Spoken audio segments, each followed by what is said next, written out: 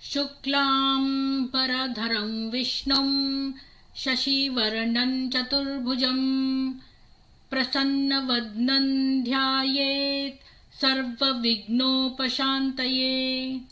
ॐ श्रीकृष्ण परब्रह्मणे नमः। ध्यानश्लोकाः। पार्थाय प्रतिबोधितां भगवता नारायणेन स्वयं व्यासेन ग्रथितां पुराणमुनिना मध्ये महाभारतम् अद्वैतामृतवर्षिणीं भगवतीम् अष्टादशाध्यायिनीम् अम्ब त्वामनुसन्दधामि भगवद्गीते भवद्वेषिणीम्।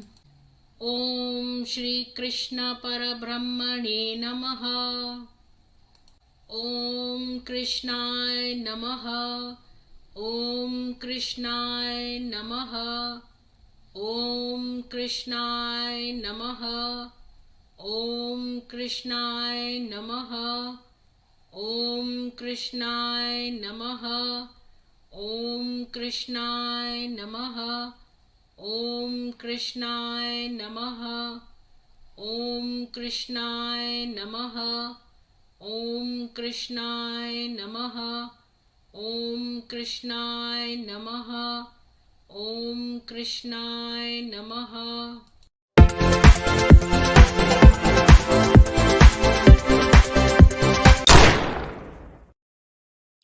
सभी को सुप्रभात और जय श्री कृष्ण। आप सभी को बहुत साधुवाद। और आज हमारे साथ अनिल नाकरा जी आएंगे, जो कि आप सब लोग जानते हैं कि वो बॉलीवुड के बहुत ही रहस्यों को जानते हैं, बॉलीवुड के साथ जुड़े हुए हैं बहुत साल से, और वो ऐसी-ऐसी बातें जानते हैं जो आम लोगों को पता भी नहीं है। तो सौभाग्य से वो जो है हमारे चैनल से जुड़े हुए हैं और आज वो हमें दिलीप कुमार के बारे में बताएँगे। अनिल जी, आपका बहुत स्वागत है चैनल पर। राम, राम। राम राम, जय श्री कृष्ण। आज आपने कृष्ण स्तुति चलाई है। आपके सभी प्रबुद्ध दर्शकों को सभी को मेरा प्रणाम। राम जी, अनिल जी, बहुत सारे बातें हुई थी जब पीछे दिलीप कुमार के बारे में पता चला था कि वो रेडियो पर पाकिस्तान रेडियो सुनते थे, एक्सेट्रा एक्सेट्रा। तो ये बातें तो हमें पता भी नहीं थी पहले। तो आप ज़रा तफ़सीर से बताइए। जी, मैं रेडियो की बात करूं, रेडियो से शुरू करके फिर मैं पीछे जाऊंगा। रेडियो सुनना कोई गुनाह नहीं है। रेडियो कहीं के भी सुने, मैं भी सुन लेता था पाकिस्तान का रेडियो, आज भी हम सुनते हैं। दुनिया बढ़ गई है, लेकिन बात कुछ और ही थी जो मैं भी बताऊंगा। ऐसा है कि हम सभी जानते हैं दिलीप कुमार का असल नाम था यूसुफ यूसुफ खान। ये पठान थे और पेशावर के रहने वाले थे। 1947 में जब हमारी मातृभूमि का विभाजन हुआ तब वो इंडिया आ गए, मतलब अपने देश इधर आ गए, उधर को छोड़ के। राज कपूर भी, पृथ्वीराज कपूर भी, ये सब उसी फैमिली के थे, मतलब पेशावर के ही थे और ये जानते थे। तो ये सब आ गए और भी बहुत लोग आए। तो 47 के बाद थोड़ा सा माहौल शुरुआत में पाकिस्तान बनने से एंटी हिंदू एंटी मुस्लिम हो गया था। तो इन्होंने अपना नाम, अपनी पहचान छुपाई और दिलीप कुमार नाम रखा और बहुत सालों तक ये दिलीप कुमार ही बने रहे। दिलीप कुमार के नाम से ही इन्होंने बैंक अकाउंट खुला लिया था। अब जैसे अच्छा, और भी इन्होंने हमारे हिंदू यहाँ नाम रखा ही क्यों? इन्होंने यूसुफ खान क्यों क्यों नहीं रहने दिया? यूसुफ खान इसलिए नहीं रहने दिया कि विभाजन हो गया था। वैसे तो विभाजन से पहले ही फिल्मों में आ गया था। आवाज मेरी ठीक आ रही है आपको?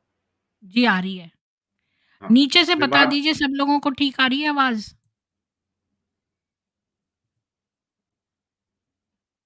हाँ जी, ठीक है।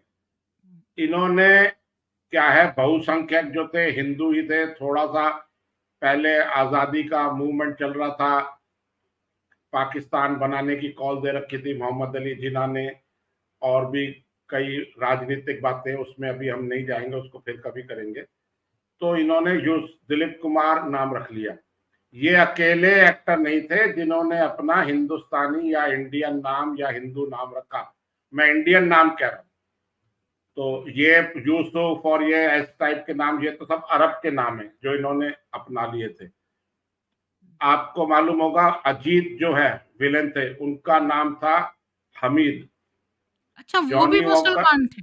हाँ, जॉनी वॉकर का नाम था बदरुद्दीन। मधुबाला का नाम भी कुछ मुस्लिम था।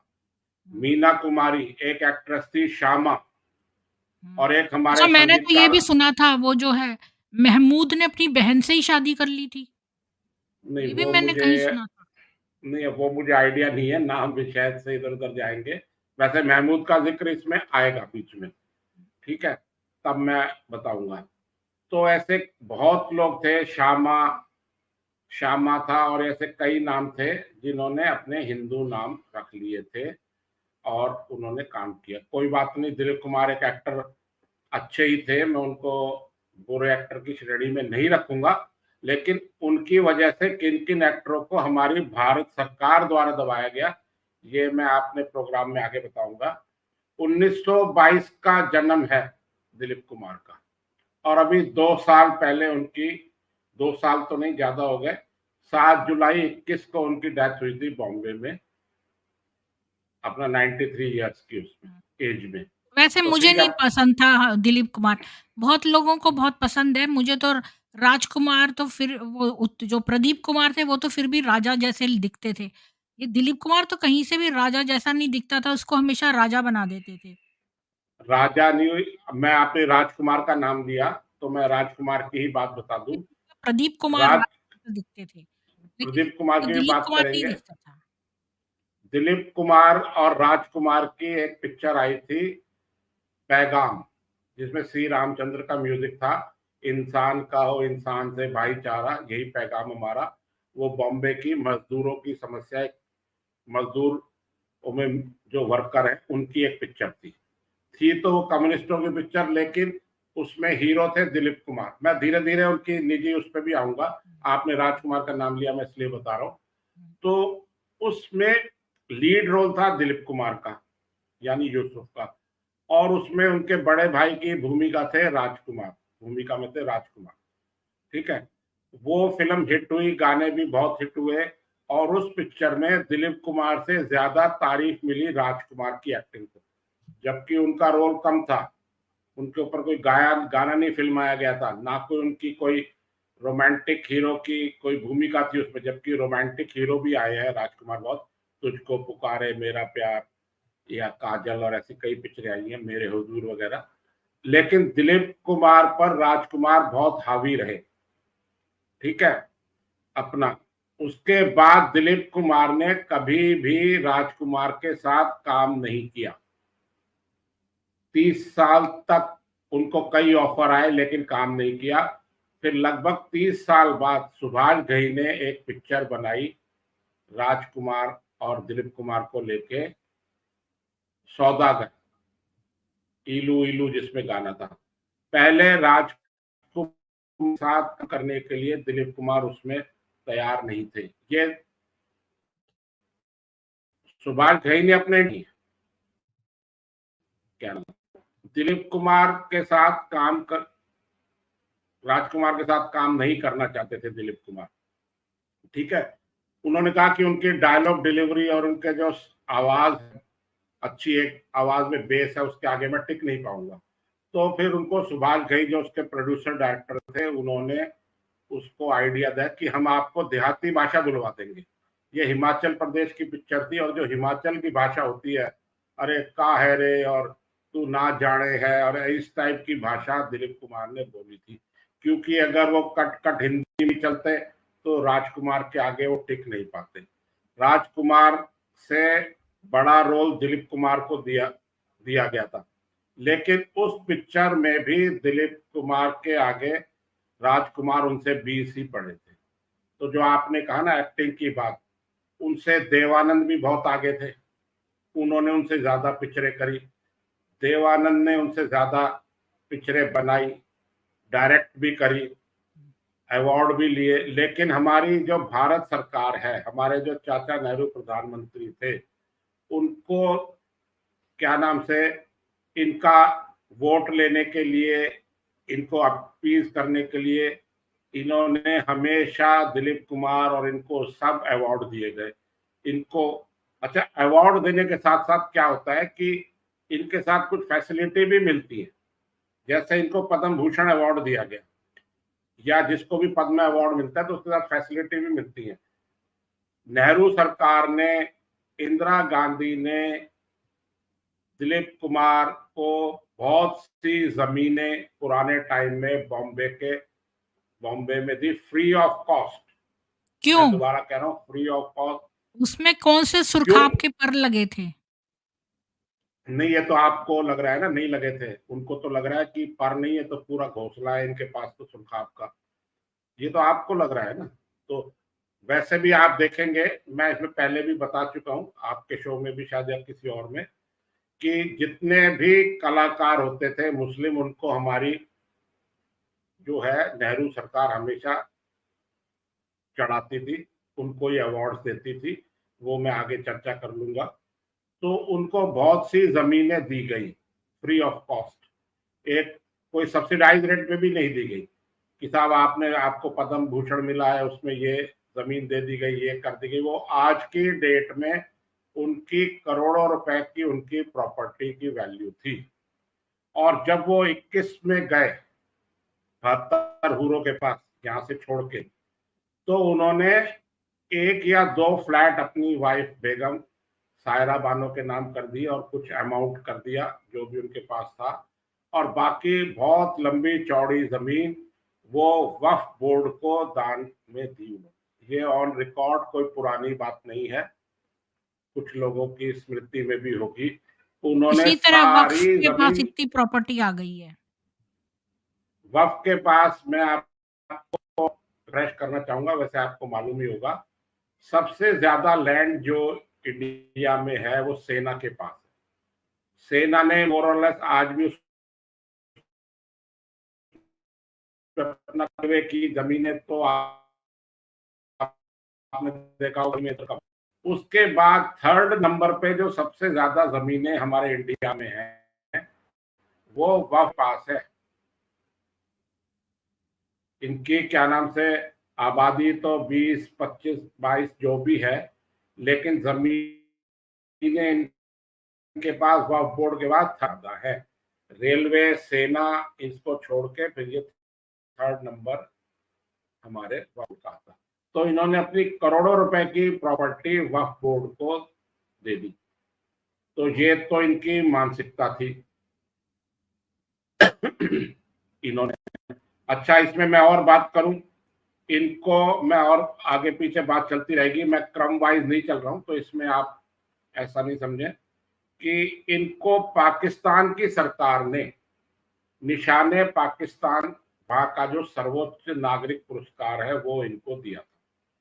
अब मैं डेट्स वेट्स में नहीं जा रहा हूँ, इस तारीख को दिया, ऐसे दिया, क्यों वैसे दिया? दिया। क्यों दिया? इन क्यों दिया? उनको तो पिंच करना था भारत को। उनका तो जो उम्मा का कॉन्सेप्ट है, हमारे जहां भी जो लोग हैं हम सब भाई भाई हैं। अब जैसे हमारे देश में ये हमारे मौलाना चलाते हैं रोहिंग्या हमारे भाई हैं, ऐसे ही वो इनका भाई है। उन्होंने कहा जी हमारे पेशावर का रहने वाला है, अच्छा एक्टर है, इसको निशाने पाकिस्तान दिया। तो इसकी बहुत खिलाफत हुई। जब हमारे जब कारगिल वॉर हुआ वाजपेयी जी के टाइम, अपना हमारे वाजपेयी जी तो वहां बस लेके गए थे उनसे मिलने, नवाज शरीफ से मिलने, दोस्ती का पैगाम, और वापस आए तो हमको कारगिल वॉर इनाम में मिला। कारगिल वॉर के बाद एक आवाज उठी अच्छी खासी कि दिलीप कुमार ने जो पाकिस्तान, निशाने पाकिस्तान अवार्ड दिया है, लिया है, उनका स्वीकार किया है, वो उसको वापस कर दे। उन्होंने नहीं किया। अटल बिहारी वाजपेयी जी के प्रधानमंत्री रहते हुए उनसे किसी प्रेस कॉन्फ्रेंस में ये सवाल पूछ लिया गया कि जी आप क्या कहेंगे इसके बारे में कि दिलीप कुमार को अवार्ड वापस करना चाहिए पाकिस्तान। तो वे प्रधानमंत्री है और इतने बड़े व्यक्तित्व का प्रधानमंत्री वो थे वाजपेयी जी। उन्होंने ये जवाब दिया कि इसका फैसला दिलीप कुमार को खुद करना है। तो अगर इसका मैसेजिंग समझें तो यही है कि भैया वापस कर दो, लेकिन उन्होंने वापस नहीं करा। क्योंकि मैं आपको पिछले प्रोग्राम में भी शायद बताया था, अगर नहीं बताया तो आज बता देता हूं, हमारे यहाँ कोई भी, चाहे कलाकार हो, डॉक्टर हो, इंजीनियर हो, शांति प्रिय समुदाय, कोर्ट ऑफ व्यू वाले, कोई भी कितना ही पढ़ा लिखा हो, वो पहले अंदर से मौलाना है। यह मैं कई चैनलों पे अपनी बात कहता हूँ। वो बाद में डॉक्टर है, पहले मौलाना है।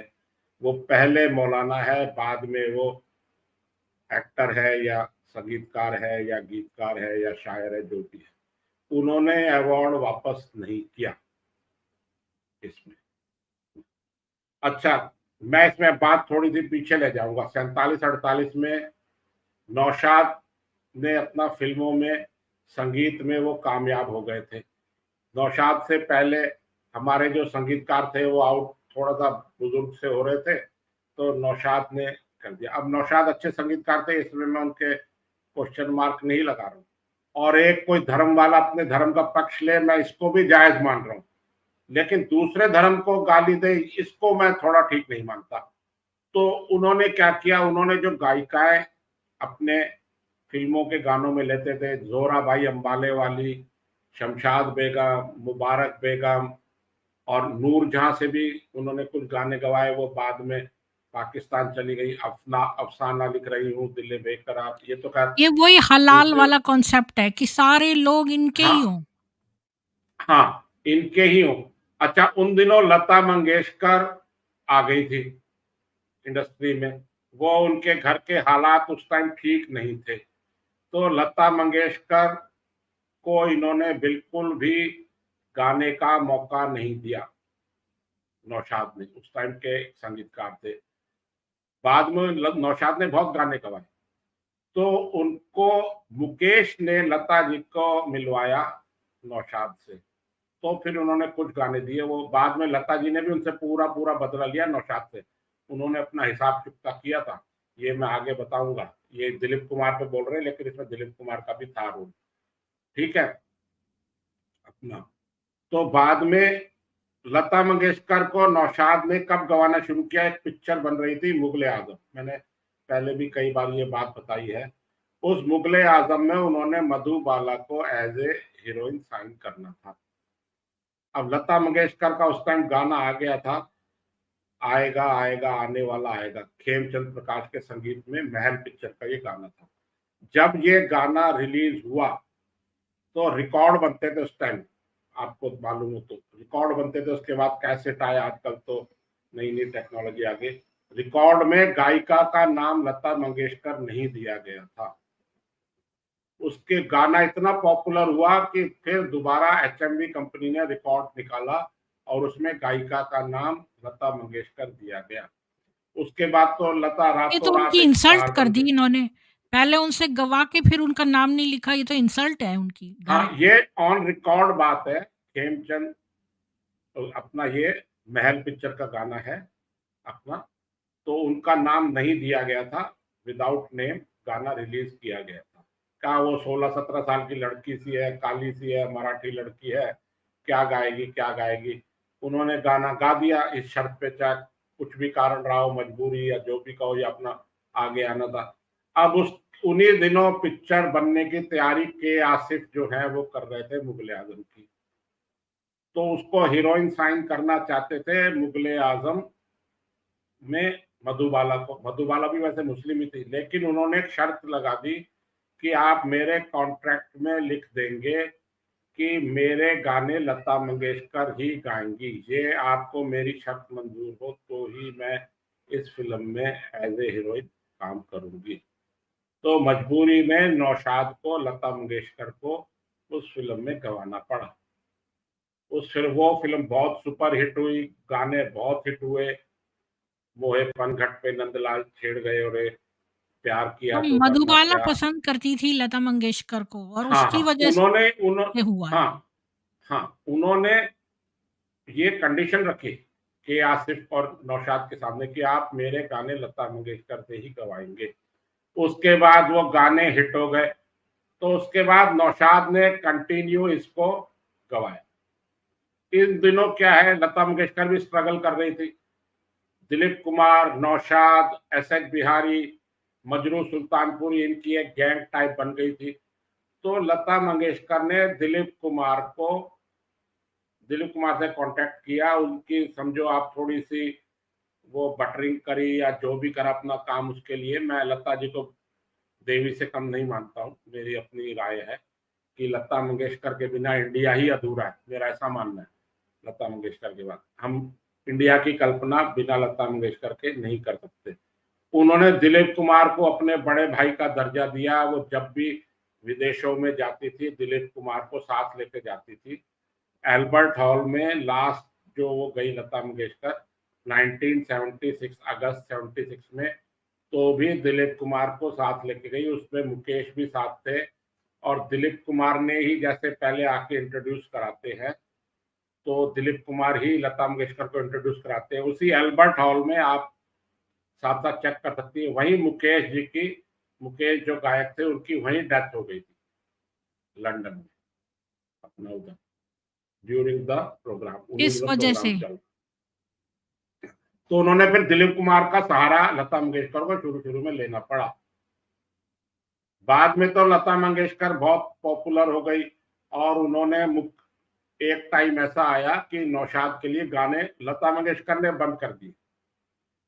लता मंगेशकर ने गाने बंद कर दिए नौशाद के लिए जब से, तो उसके बाद नौशाद अच्छा खासा म्यूजिक दे रहे थे, वो बिल्कुल डाउन हो गए। तो बाद में दिलीप कुमार ने लता मंगेशकर को तैयार किया कि भाई आप ये नौशाद साहब के लिए गाने गाओ। उसके बिना उनकी जो भी पिक्चरें आ रही थी, जैसे एक साथी पिक्चर है, वो गाने बनाए थे, उसमें उन्होंने सुमन कल्याणपुर से गाने गवाए, लेकिन वो पिक्चर हिट नहीं हुई। एक दो पिक्चरें और भी हैं लता मंगेशकर के बिना। फिर नौशाद जो है वो बिल्कुल डाउन हो गए। दिलीप कुमार के बीच बचाव से उन्होंने बाद में कुछ गाने नौशाद के लिए लता मंगेशकर ने गाए, जो पहले लता मंगेशकर के साथ हो रहा था, उसके साथ वो अन्याय कर रहे थे, हमें बाद तो में ये अन्याय। सुनने में आया था कि लता मंगेशकर ने कुछ कर दिया है, वो किसी को टिकने नहीं देती है और सुमन कल्याणपुर को उसने भगवाया है, लता मंगेशकर ने। ये हमें सुनने में आया था। नहीं, मैंने लता मंगेशकर की किताबें पढ़ी हैं, बहुत पढ़ा है मेरे को। मैंने उनके गाना ये सुन साहिबा सुन, प्यार की धुन, ये जो रविंद्र जैन का गाना था, मेरी अच्छी किस्मत थी, मैंने उनको गाना गाते हुए उनके साक्षात दर्शन भी किए हैं। रविंद्र जैन का म्यूजिक था इसमें। उन्होंने कभी भी, चलो मैं ये कह देता हूँ कि 1 मिनट के लिए हम ये आरोप सही मान लेते हैं, क्या सुमन कल्याणपुर, अलका याग्निक, अनुराधा पौडवाल, श्रेया घोषाल आज की हैं? क्या लता मंगेशकर ने पिछले 20-25 साल से गाने बंद कर दिए थे अपनी एज के कारण, वो नहीं गा पा रही थी। ठीक है, वीर ज़ारा में उन्होंने लास्ट गाने गाए। ठीक है, उसके बाद आप बताओ कोई गायिका आई जिसको उन्होंने रोका हो?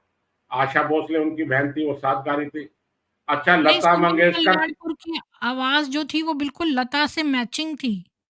नहीं लता से मैचिंग कहना तो एक मैं उसको अन्याय मानूंगा लता जी के साथ। लता जी की आवाज की वो नहीं बराबरी करती थी, हाँ, लेकिन वो अच्छी गायिका थी, ये मैं खुद कह रहा हूँ।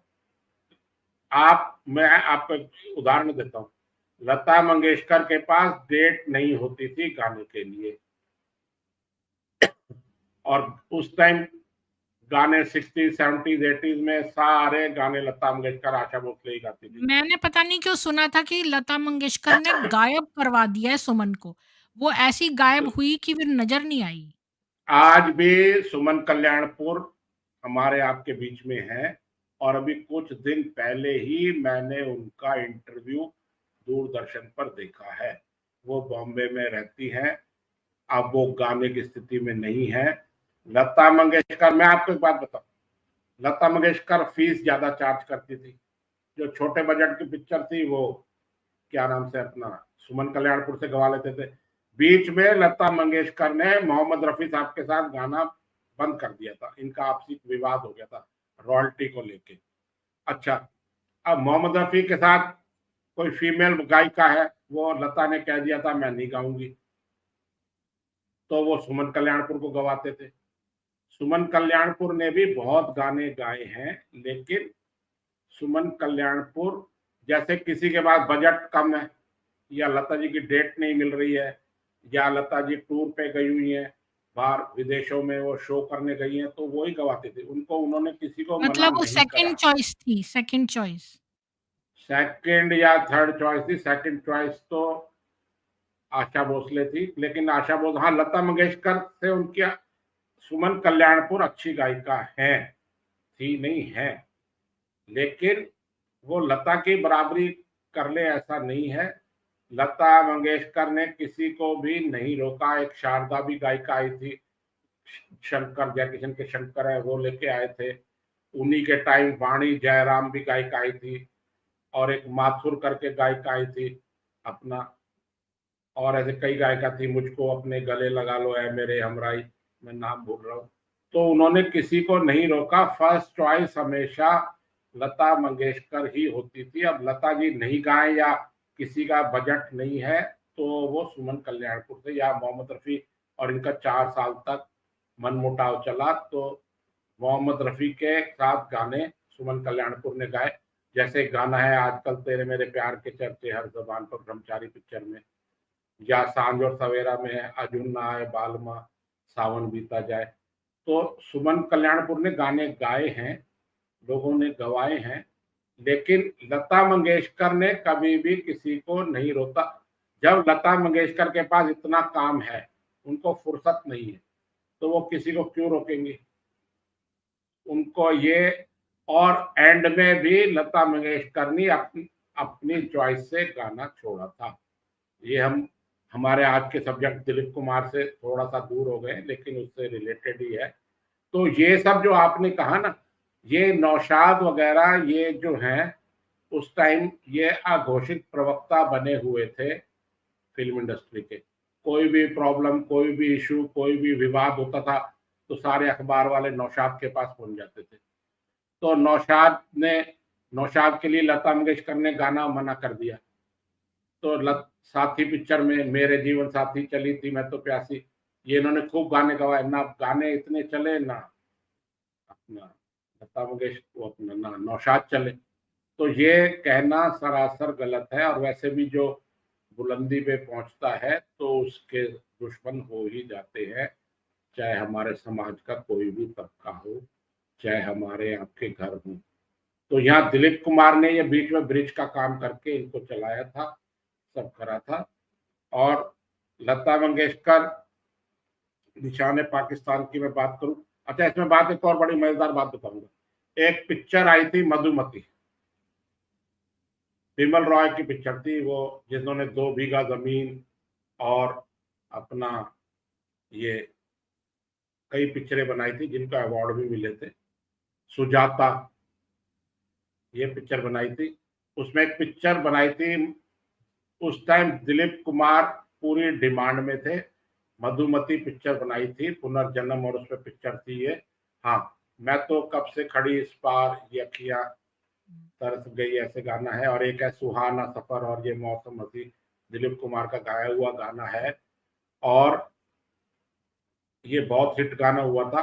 अच्छा, इस पिक्चर में दिलीप कुमार को साइन किया बिमल रॉय ने। ठीक है जी, आप सुन रहे हैं? हेलो। जी, जी, जी। हाँ, दिलीप कुमार ने साइन किया एज ए म्यूजिक डायरेक्टर सलील चौधरी को, जो बंगाल के संगीतकार थे और बहुत जीनियस संगीतकार थे, बहुत अच्छा म्यूजिक दिया है, जिनको S D Burman, R D Burman भी अपने गुरु के समान दर्जा देते थे। सलील चौधरी, उन्होंने काम कम किया है। और आप लता मंगेशकर के भी आप इंटरव्यू उठा के देखें, तो सलील चौधरी का नाम सब लोग बहुत इज्जत से लेते थे। तो सलील चौधरी ने 2 बीघा जमीन और सलीम भी, चौधरी कौन है? सलील चौधरी उस पिक्चर के म्यूजिक डायरेक्टर थे, मधुमती के, अच्छा, अच्छा। उस पिक्चर के म्यूजिक डायरेक्टर थे। इससे पहले 2 बीघा जमीन आई थी जो बलराज साहनी की पिक्चर, उसके भी वो म्यूजिक डायरेक्टर थे। उसके जो अपना प्रोड्यूसर डायरेक्टर थे वो मैंने आपको बताया। तो दिलीप कुमार ने 2-3 गाने इस पिक्चर के रिकॉर्ड हो गए मधुमती के। तो दिलीप कुमार ने बिमल रॉय को बुला के कहा कि इस पिक्चर के गाने अच्छे नहीं है, ये पिक्चर बहुत अच्छी बनेगी, हाँ, ये 2 बीघा जमीन का आपने निकाला है, अब आप इसे मधुमती का एक बार दोबारा निकालो।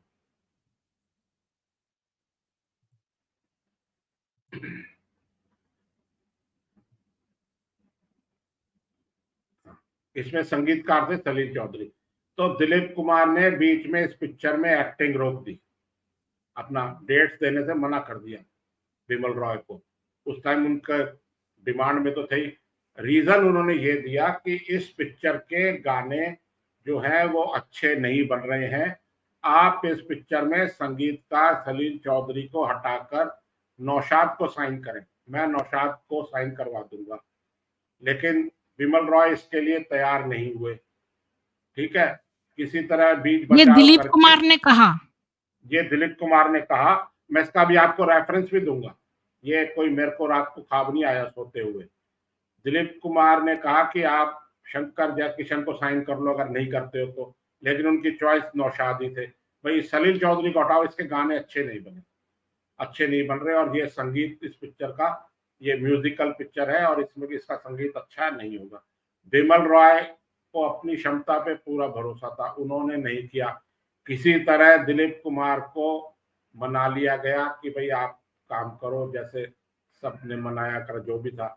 और उसके बाद ये पिक्चर रिलीज हुई, पिक्चर सुपर डुपर हिट हुई, और इस पिक्चर के संगीत को सलील चौधरी को best playback music director, Lata Mangeshkar को बेस्ट सिंगर आजा रे मैं तो कब से खड़ी इस पार, इसके मुकेश को बेस्ट सिंगर मेल सुहाना सफर और ये मौसम हसी। इस पिक्चर को टोटल 8 अवार्ड मिले थे फिल्म फेयर के, जिसको दिलीप कुमार ने कहा था कि नौशाद को साइन करो। मैंने आपको लास्ट प्रोग्राम में बताया था ये ऐसे ही करते थे, हिंदू म्यूजिक डायरेक्टर को हटा के मुसलमानों को लाना चाहते थे दिलीप कुमार अपनी पिक्चर में भी। ठीक है, तो जी, उसके बिना उस ही इतनी हिट हो गई। 8 अवार्ड मिले थे, म्यूजिक सुपर डुपर हिट था। ये सलील चौधरी की लड़की है बनर्जी भट्टाचार्य, ऐसा कुछ मुझे नाम याद नहीं है, उनका इंटरव्यू है यूट्यूब पे शायद होगा, मैंने देखा था कई साल पहले। उन्होंने ये बात बताई, सलील चौधरी की बेटी है, एक तो अनंतना चौधरी है, दूसरी एक और है उनकी बहू है बेटी, ऐसे कुछ है। उन्होंने ये बात बताई थी अपने एक इंटरव्यू। और इसके बाद सलील चौधरी को भी बहुत पिक्चरें मिली और उन्होंने भी बहुत किया। मतलब मैं ये कहने की कोशिश कर रहा हूं कि इन्होंने अपना, दिलीप कुमार ने भी अच्छे एक्टर होते हुए भी अपना जिहादी जो है, इनका जिहाद वो साइड बाय साइड चलता रहा। इनको दादा साहब फाल्के अवार्ड भी मिला, 1991 में पद्म भूषण मिला, ये मैंने बता दिया। इन्होंने 2 पिक्चरें भी डायरेक्ट करी थी, राम और श्याम और गंगा जमुना। इस दोनों पिक्चर में इनके म्यूजिक डायरेक्टर, तो वो तो चलो इनकी पिक्चर खुद की थी। हाँ, ये सलील चौधरी का आपने दिखाया है।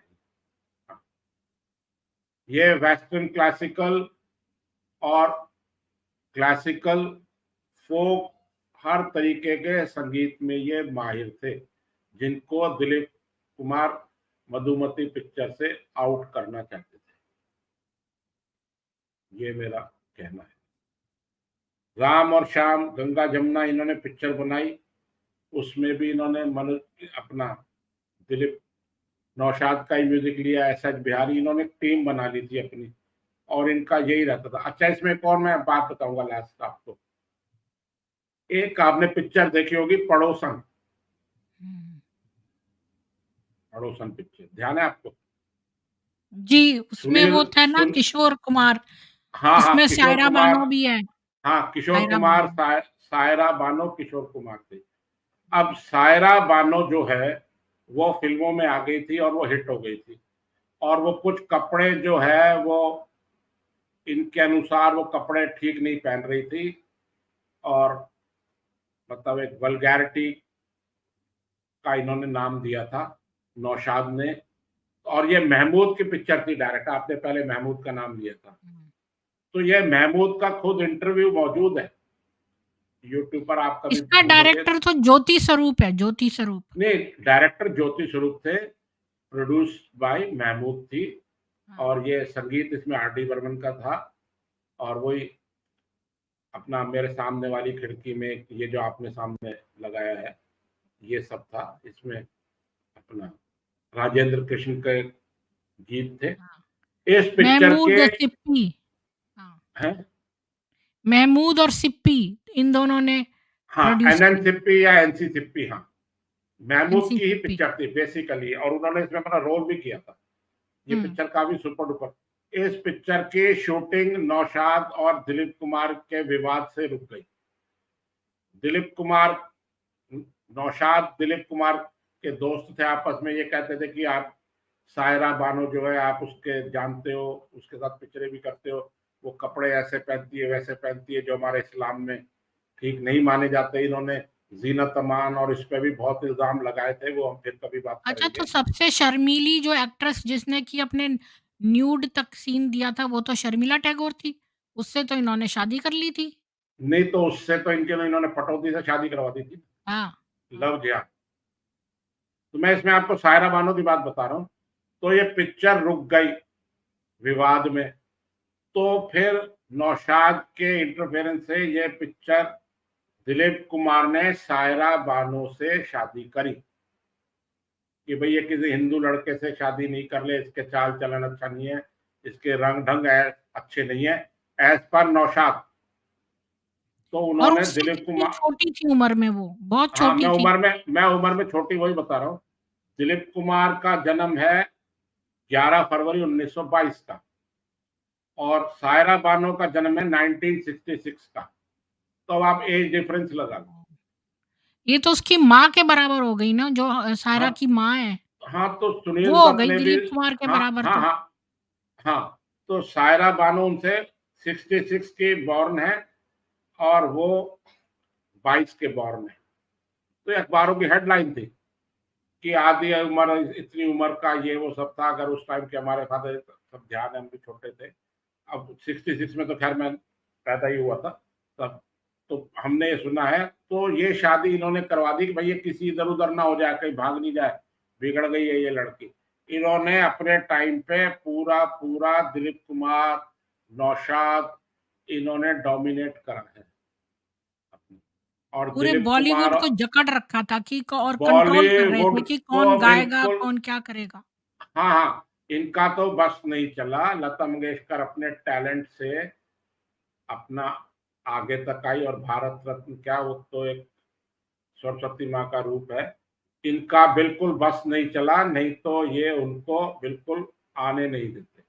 वो तो समझो उनकी गायकी का कमाल था, कुछ कुदरत साथ थी उनकी, तो इसलिए लता मंगेशकर आ गई आगे, और उन्होंने डोमिनेट किया। बाद में नौशाद वगैरह को भी उन्होंने ठीक किया।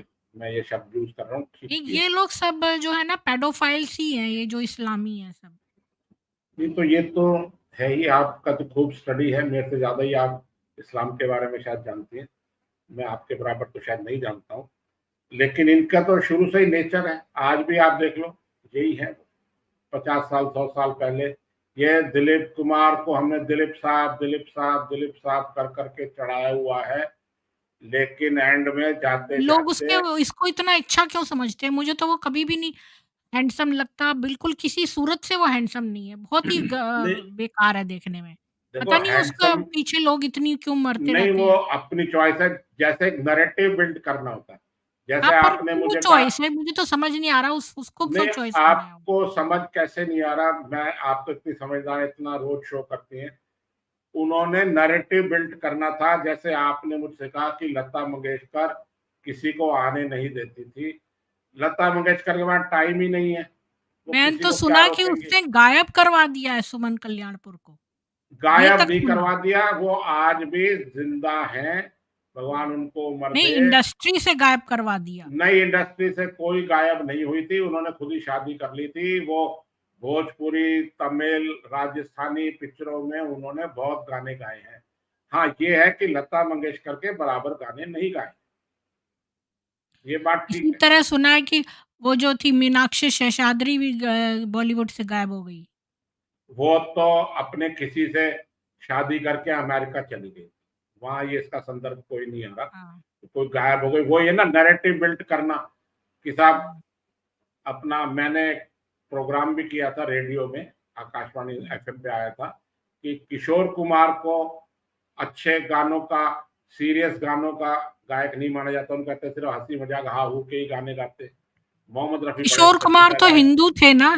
किशोर कुमार हिंदू थे। हिंदू थे, इसलिए ये नैरेटिव बिल्ड था, नौशाद और यही सब करते थे हुँ। अपना।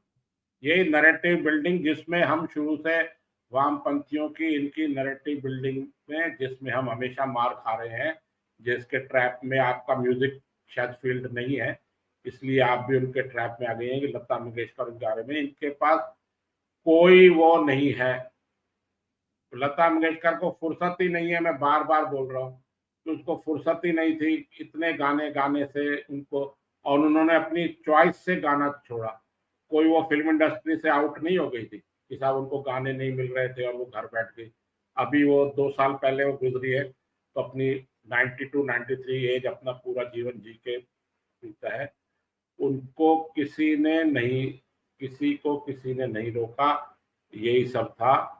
ये कुछ नहीं है, ये दिलीप कुमार का भी उनको सहारा लेना पड़ा लता मंगेशकर को शुरू शुरू में, और नौशाद ने तंग किया।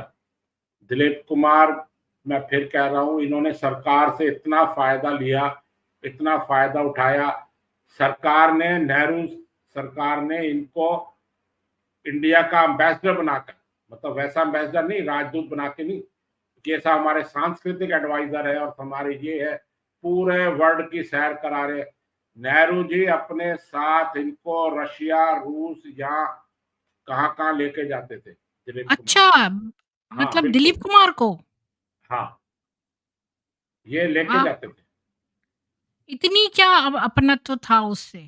नहीं, नेहरू जी का तो प्रेम आपको पता ही होगा ना, पता होगा ही वो तो आपको कि वैसे ही मुसलमान थे ना? हुँ। अब वो थे नहीं थे वो तो एक अलग सब्जेक्ट हो जाएगा, लेकिन हमारी सरकारों ने हमेशा इनको चढ़ाया है, सारे इनको अवार्ड दिए हैं, इनको ही। हर पहले क्या है कि पहले इतने प्रोग्राम्स, चैनल, यूट्यूब, नेट ये सब नहीं थे। पहले हम लोग पूरी तरीके से डिपेंडेंट थे आकाशवाणी, ऑल इंडिया रेडियो, इस पर, ठीक है ना, हम इसी पे डिपेंडेंट थे। और कहीं भी कोई सरकार का प्रोग्राम होता है तो उसमें दिलीप कुमार पहले, सबसे पहले इनको बुलाया जाता था, मोहम्मद रफी को बुलाया जाता था। आपको मालूम है, यहाँ बात संदर्भ इधर उधर हो रहा है, हम दिलीप कुमार से सब्जेक्ट इधर उधर जा रहा है। किशोर कुमार पे 1975 में बैन लग गया था गाने उनके रेडियो बजने में, आपको पता है बात, नहीं पता? कि नहीं किशोर पता। कुमार पे क्या लग गया था? बैन लग गया था? बैन लग गया था कि उनके गाने रेडियो में नहीं आएंगे, आकाशवाणी में। क्यों? क्यों का मैं कारण बता रहा हूँ। अब ये बात वही आ जाएगी, हमारे टॉपिक से इधर उधर जा रही है बात अपना, कि उस टाइम इमरजेंसी आ लग गई थी, इमरजेंसी लग गई आपको थी। इतनी ज़्यादा नॉलेज है कि जिसका भी नाम आता है फिर उसका ही आप संदर्भ बताने लगते हैं। हाँ, जी। 1975 में इमरजेंसी लग गई थी, ठीक है जी। तो एक दिल्ली में प्रोग्राम किया गया, म्यूजिक का प्रोग्राम संजय गांधी ने रखा, जिसमें दिलीप कुमार को भी बुलाया गया, मोहम्मद रफी को भी बुलाया, और भी कई एक्टर बुलाया, अमिताभ बच्चन को भी बुलाया, शशि कपूर को भी बुलाया, आर डी बर्मन भी गए, और किशोर कुमार को भी बुलाया। किशोर कुमार ने कहा जी मैं नहीं जाऊंगा, उन्होंने कहा मुझे बुलाया मैं नहीं जाता। किशोर कुमार मूडी थे थोड़ा, उन्होंने मना कर दिया, या कोई भी और कारण रहा होगा, जो भी कारण रहा। उन दिनों इनकम टैक्स के छापे भी पड़े, उसके बाद पड़े थे इनके ऊपर। आजकल जो ये कहते हैं ना, मैं बताता हूँ। दिलीप कुमार ने अपना वहां प्रोग्राम किया, सब किया। किशोर कुमार दिल्ली के प्रोग्राम में, संजय गांधी के प्रोग्राम में नहीं गए। उस प्रोग्राम के अगले दिन विद्याचरण शुक्ल हमारे सूचना एवं प्रसारण मंत्री थे, आप ये फैक्ट चेक कर लेना। उन्होंने रेडियो वालों को अलिखित आदेश दे दिया कि आप किशोर कुमार के गाने नहीं बजाएंगे। ये पुराने उस टाइम के लोग हो, मैं भी जब 9-10 साल का था, मुझे बहुत अच्छी तरह याद है कि उनके गानों पे बैन लग गया था। उन दिनों हाथ की सफाई पिक्चर आई थी, बार बार मोहम्मद रफी गए थे, इनके ही गाना आता था, वादा कर ले साजना तेरे बिना मैं न रहूं, मेरे क्योंकि बिना वो तू न रहे। राष्ट्रवादी थे इसलिए उनके गाने बैन हो गए थे, मुझे नहीं समझ में नहीं आया। राष्ट्रवादी नहीं, राष्ट्रवादी नहीं थे, जैसे वो बिजी थे या उन्होंने मना कर दिया। अब आपको वो बुला रहे हैं तो आप बिजी भी तो हो सकते हैं, आप बीमार भी हो सकते हैं, या आपका मूड नहीं है, ये हाँ, चॉइस और तो क्या? आपकी है ना। हाँ, आपकी ये बिल्कुल, चॉइस उसके लिए आपकी है। बैन कर दिया, मतलब ये तो बहुत हाँ, बड़ा इसके स्टेप लिए ले उनको लिया। बैन कर दिया था, इसके लिए बैन कर दिया था और उस बाद में फिर उस पे बैन हटा। तो और उस टाइम कोई ऑप्शन नहीं थे। आज की डेट में तो लोग रेडियो सुनना ही बहुत कम हो गया, सब यूट्यूब और ये चैनल्स और इतनी वेबसाइट्स और क्या-क्या चीज़ें आ गई हैं, उन पे ही बिज़ी हो गए हैं, सब कुछ सुन लेते हैं। उस टाइम लिमिटेड सोर्स थे। तो अपना किशोर कुमार पे बैन लगा था संजय गांधी के टाइम। विद्याचरण शुक्ल प्रधानमंत्री वो सूचना एवं प्रसारण मंत्री थे। तो दिलीप कुमार वगैरह ये सब तो पहुंच जाते थे, जी हजूरी करने, इनको तो कर देते थे आगे से आगे अपना। तो और उस टाइम किशोर कुमार टॉप पे चल रहे थे। 1969 में आराधना के बाद अपना किशोर कुमार टॉप पे हो गए थे और मोहम्मद रफी का मार्केट डाउन हो गया। मोहम्मद रफी अच्छे गायक थे, मैं दोबारा कह रहा हूँ। और किशोर कुमार ने मना कर दिया कि मैं नहीं आऊंगा कोई मोहम्मद भी रफ़ी कारण से से। तो तलत महमूद ज़्यादा अच्छे लगते थे मेरे को। नहीं, अब वो तो आपकी चॉइस है, मैं उसमें नहीं जा रहा हूँ। किसी को कोई अच्छा लग रहा है, किसी को कोई अच्छा लग रहा है, लेकिन जो मैं रीजन बता रहा हूँ यहाँ, वो अपना यही रीजन था। बाद में उन पे बैन हटाया गया और उन्होंने दोबारा हुआ। और अच्छा, इसके बाद अपना किशोर कुमार पे इनकम टैक्स की बहुत रेड पड़ी और उनके ऊपर बहुत सारी डिमांड निकाली किशोर कुमार ने, तो अपना इनकम टैक्स विभाग ने। तो किशोर कुमार ने एक पिक्चर में गाना भी दिखाया, पीछे पड़ गया इनकम टैक्स हम, जय गोविंदम जय गोपालम, जय गोविंदम जय गोपालम। ये आप यूट्यूब पे गाना निकाल लो, जय गोविंदम जय गोपालम, पीछे पड़ गया इनकम टैक्स हम। ये किशोर कुमार का गाया पिक्चर, कौन सी पिक्चर का गाना है, किसी पिक्चर का गाना रखवाया था उन्होंने। वो बहुत बॉम्बे में स्टेज शो वगैरह करे और वहां कहते थे जी मेरे को सरकार को इतने पैसे देने हैं, इसलिए मैं स्टेज शो कर रहा हूँ। और उन्होंने गा गा के अपना इनकम टैक्स का अपना छुड़ाया। उस टाइम से कांग्रेस की सरकार इनके पीछे लग गई थी किशोर कुमार के। और ये आग में घी डालने का काम ये नौशाद और ये दिलीप कुमार ये सब करते थे। दिलीप कुमार ये तो पूरा डोमिनेट करना चाहते थे अपना इसको, फिल्म इंडस्ट्री को।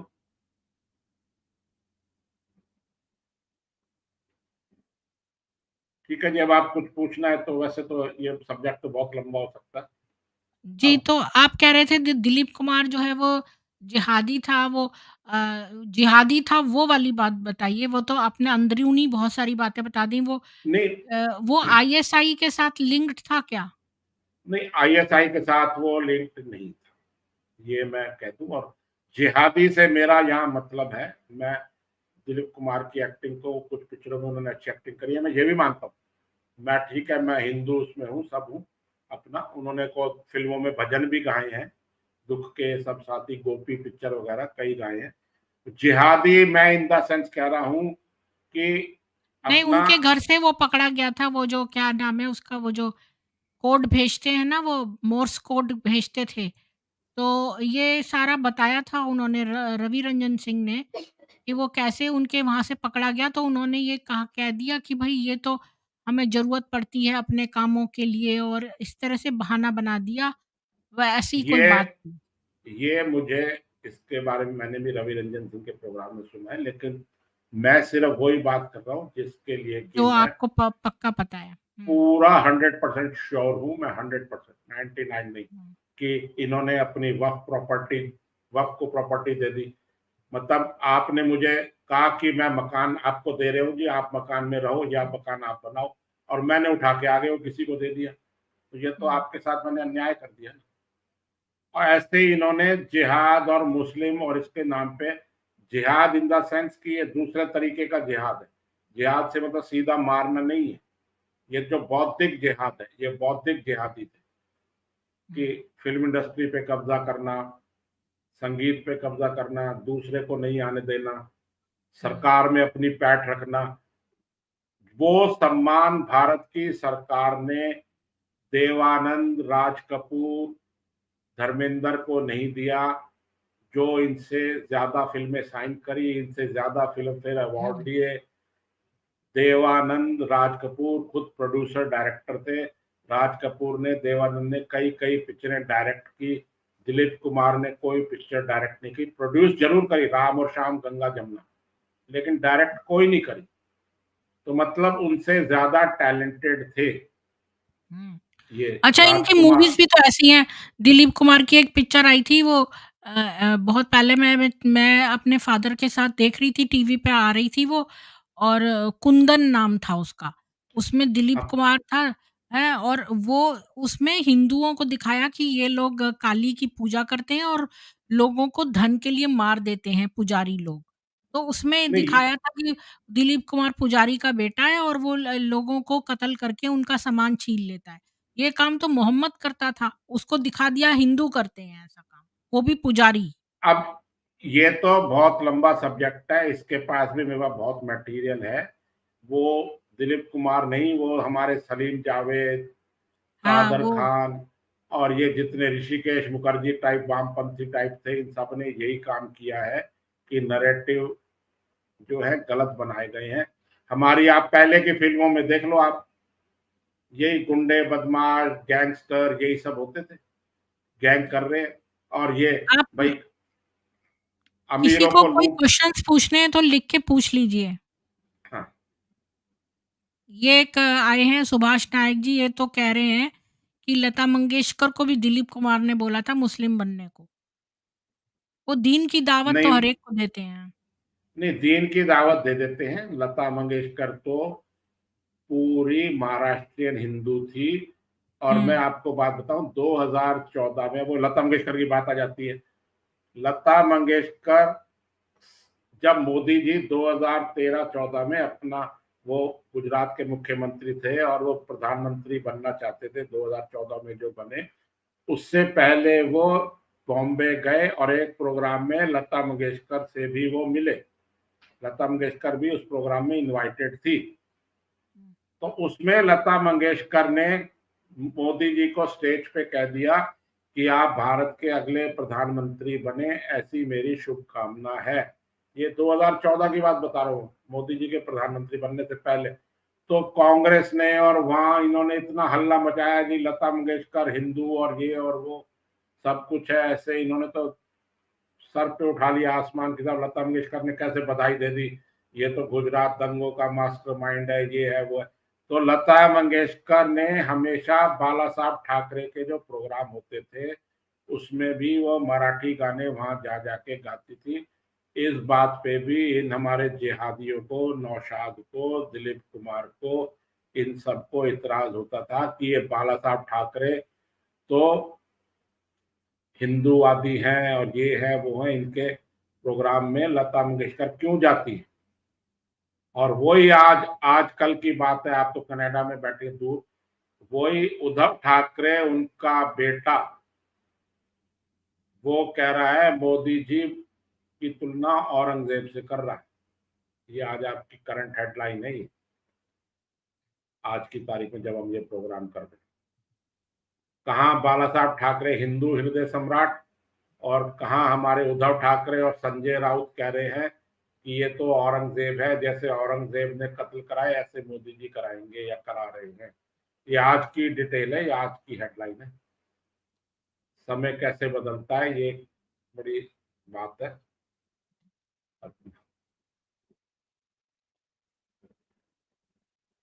हमारे इस प्रोग्राम को भी 54 मिनट हो गए मेरे ख्याल। जी, जी। हाँ, मेरे पास एक न्यूज़ आपके है, पास कोई। हाँ, वो हाँ बताए। ये है अम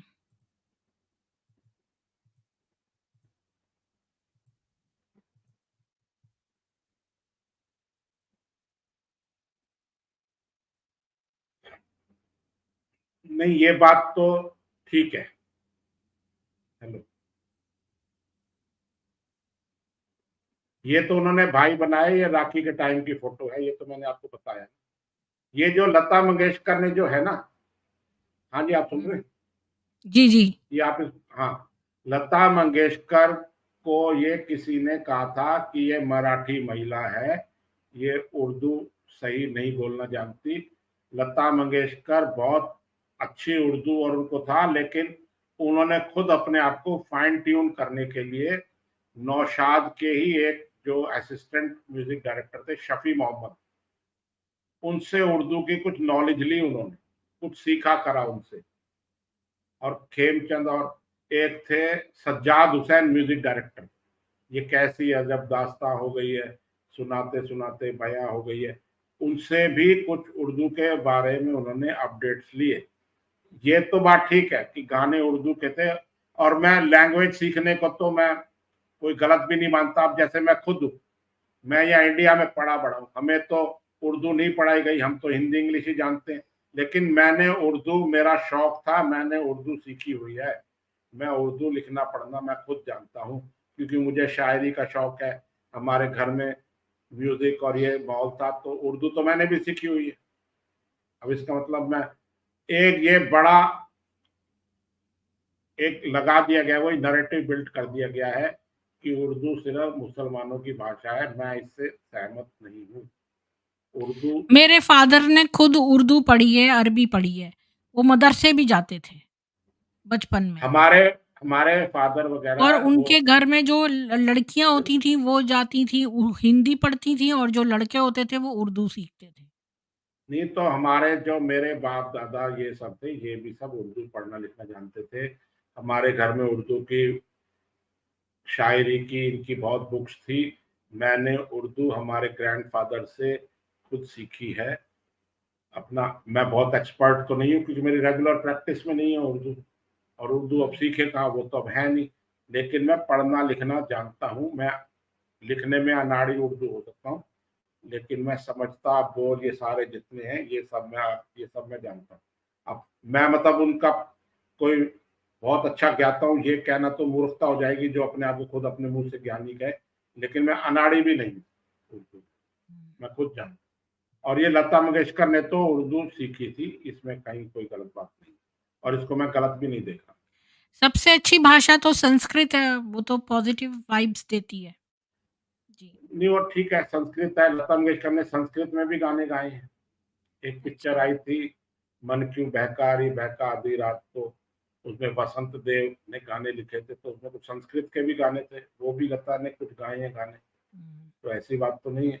लता मंगेशकर का आप पूरा कमांड देख लें, उन्होंने हम्म। साउथ की भाषाओं में भी अच्छा, गाने गाए दिलीप हैं। कुमार का कोई भाई था? हाँ, दिलीप कुमार का भाई था, मैं नाम बोल रहा हूँ, जिसने गंगा जमुना में भी एक्टिंग करी थी, खान खान वो लगाता था।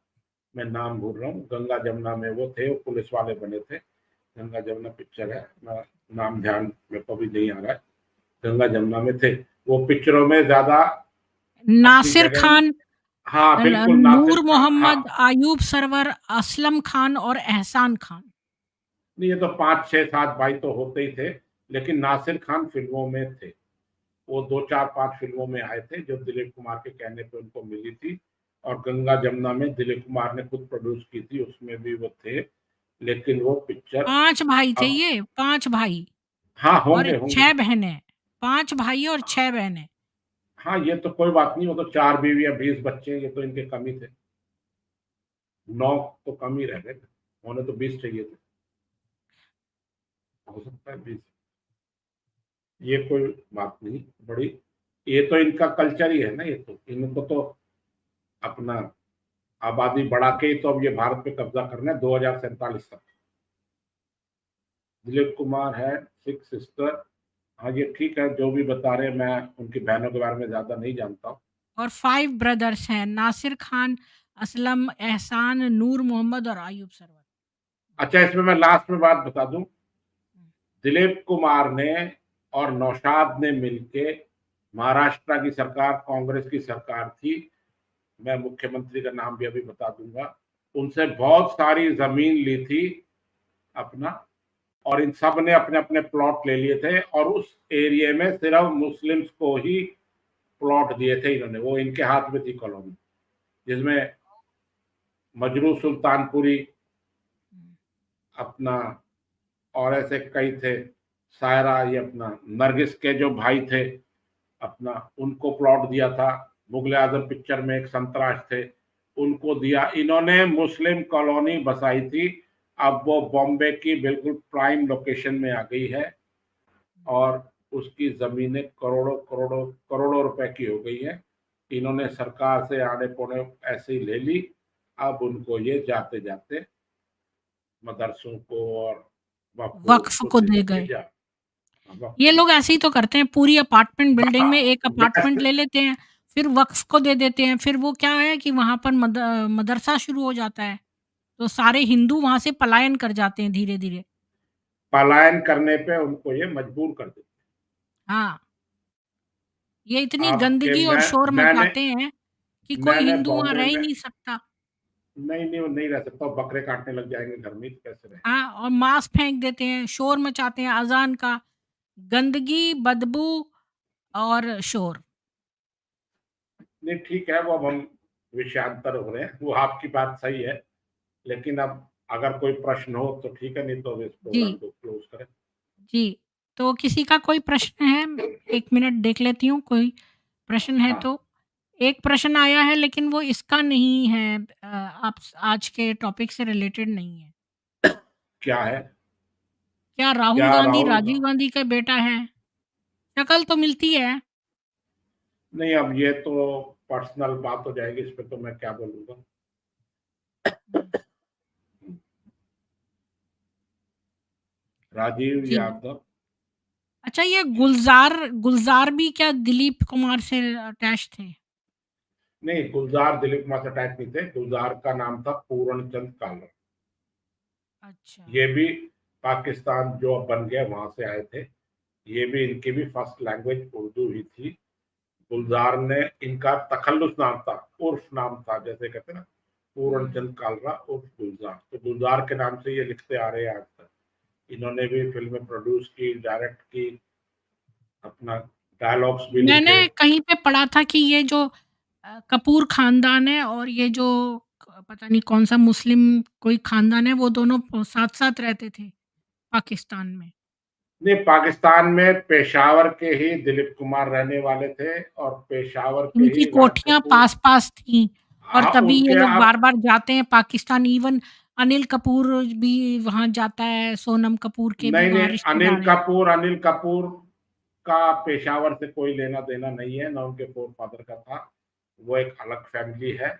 हाँ, बाकी राज कपूर के जो पिता थे पृथ्वीराज कपूर, और ये राज कपूर, शम्मी कपूर, ये सब पेशावर के ही रहने वाले हैं।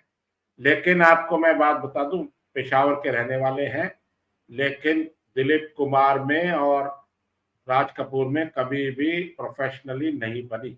एक दो पिक्चरों में ही काम किया इन्होंने, वो भी इसलिए काम किया कि दिलीप राज कपूर के जो गुरु थे केदार शर्मा, उनकी पिक्चर में काम किया, जिसमें है ना तुम किसी और को चाहोगी तो मुश्किल होगी। अच्छा, आपने एक पिक्चर देखी होगी अपना, संगम। अब बात फिर लंबी हो जाती है, हम खत्म करते करते, मेरा भी वो हो जाता है कि मैं कुछ बता दूं। आपने पिक्चर देखी थी संगम, राज कपूर की? अ, मैंने सुनी है, रा, बड़ी मशहूर है। हुँ। हाँ, राज कपूर की संगम पिक्चर थी, उसमें राज कपूर और ये वैजंती वैजंती माला थी माला शायद। और राजेंद्र कुमार थे। हुँ। राज कपूर ने ऑफर किया था राजेंद्र कुमार का रोल दिलीप कुमार को, लेकिन दिलीप कुमार को लगा कि ये रोल हल्का है, वो बड़े वो अलर्ट रहते थे, तो उन्होंने मना कर दिया, कहा जी जो राज कपूर आप खुद रोल कर रहे हो वो तो मुझे दे दो, तो मैं ये पिक्चर करूँ। ये राज कपूर ने खुद कही है और दिलीप कुमार ने भी कही है अपनी बात। तो ये किसी अच्छे एक्टर के साथ एक्टिंग करने से तो दिलीप कुमार डरते थे या रहते थे। इन्होंने राजकुमार के साथ दो ही पिक्चरें करी, राज कपूर के साथ भी शायद एक दो पिक्चरें करी है, इन्होंने ज्यादा नहीं करी आगे चल के। इन्होंने किसी के साथ भी नहीं करी और इन्होंने सोलो पिक्चरें ही करी ज्यादा। या जब ये बड़े हो गए और ये करेक्टर आर्टिस्ट बन गए, तब कुछ इन्होंने पिक्चरें, दुनिया और ये शक्ति और इस टाइप की पिक्चरें इन्होंने करी। शक्ति पिक्चर तो इन्होंने अमिताभ बच्चन के साथ करी थी, वो भी बड़े मनाने के बाद अपना रमेश सिप्पी के डायरेक्टर के इन्होंने करी थी। तो दिलीप कुमार बड़े कॉन्शियस थे और ये हमेशा देख के करते थे और अपने रोल वगैरह सब चेक करके कटवाना करना, ये दिलीप कुमार पे हमेशा आरोप लगते थे कि ये अपना रोल बढ़वा देते थे, दूसरे का कटवा देते थे, इस टाइप से। खैर वो और भी करते हैं, सब जो भी है ये होता था। एक क्वेश्चन है, सायरा बानो के लिए यूसुफ खान ने कुछ पैसा जायदाद छोड़ा था क्या? कुछ पैसा भी छोड़ा है, कितना छोड़ा है ये नहीं मालूम है, और 2 फ्लैट छोड़े, 2 फ्लैट और कुछ जो भी बैंक बैलेंस होगा। अगर राहुल क्या नहीं, वो राहुल गांधी के बारे में ही बोल रहा है, वो उसका बेटा था कि नहीं, वो उस पर ही स्टक नहीं है। नहीं वो नहीं नहीं वो तो हुँ। देवानंद की फैमिली बड़ी एजुकेटेड है, यहाँ तो लोग इन्फॉर्मेशन दे रहे हैं, कोई क्वेश्चन नहीं है। हाँ, तो क्या आपका ये वीडियो मैं अपने चैनल पर डाल सकता हूँ क्या? ये तो आप बताओगे। जी, मुझे कोई प्रॉब्लम नहीं है। आपको देखना है कॉपीराइट, मैं तो परमिशन दे रही हूँ। ठीक है, आप दे रहे हो तो डाल ही देंगे, कोई बुराई नहीं, रीच बढ़ेगी, ऐसी क्या बात। हाँ, बिल्कुल और क्या। और ये जो मैंने आपको, मैं जाते-जाते लास्ट में दोबारा बता दूँ, ये जो मैंने पिक्चरों के जो फैक्ट्स बताए हैं, ये सब अवेलेबल है। ये जो सलील चौधरी और मधुमती के बारे में बताया, ये भी ऑन रिकॉर्ड है।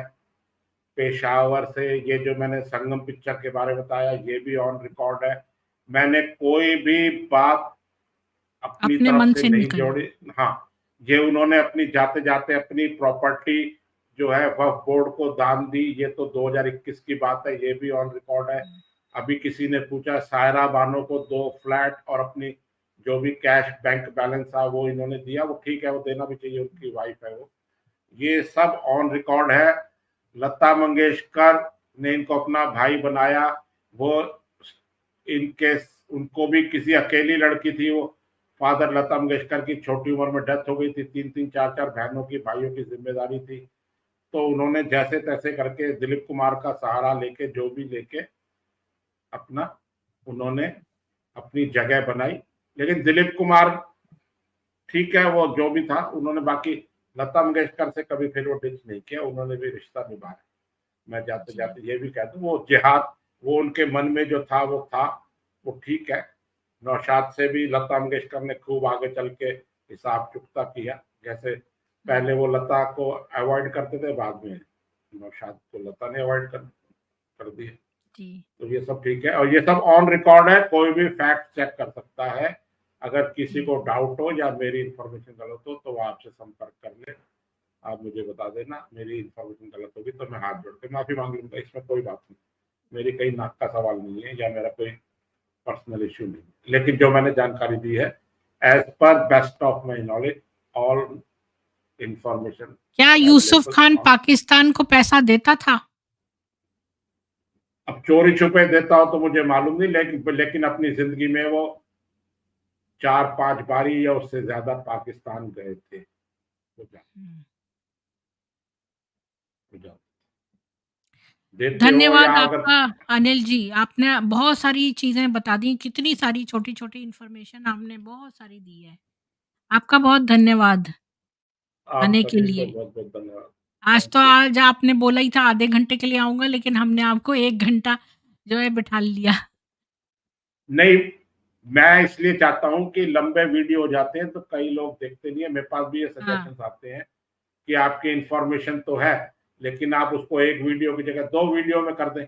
लेकिन आज बीच बीच में संदर्भ आए जा रहे हैं, मुझे याद आया जा रहा है, पता है, जी, मैं कोई ये लिख के नहीं लाया, मैंने सिर्फ कागज में उनकी डेट ऑफ बर्थ लिखी है कि भाई डेट ऑफ बर्थ गलत नहीं हो जाए। बाकी सारी इंफॉर्मेशन मेरे पास है। अगर अभी आप दूसरा चैनल कट करके 5 मिनट बाद दूसरा कोई भी बॉलीवुड से संबंधित आपके पास सब्जेक्ट हो, मैं उस पर बात कर सकता हूँ। इतना मुझे मेरे सब्जेक्ट पे हुँ, कमांड।